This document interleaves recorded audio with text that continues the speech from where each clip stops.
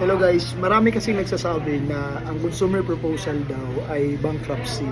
Anyway, magkaiba po yung bankruptcy at saka consumer proposal program. Yung consumer proposal is actually nakikipag-usap ka through trustee mo sa mga creditors mo na babaan yung payments mo and then may length of period. Like for example, 6 years. Sa akin kasi is 100 per month, 6,000 for the whole 6 years. And then, from 17,500, 80% yung mawawala. So, binibigyan ito ng pagkakataon yung tao dito sa bansang Canada na example, pag medyo nahirapan siya, bibigyan siya ng pagkakataon para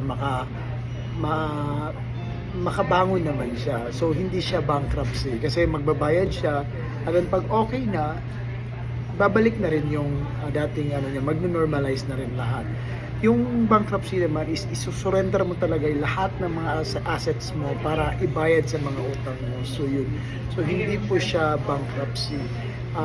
Ito yung program ng government dito para matulungan yung individual na makaangat naman sa buhay.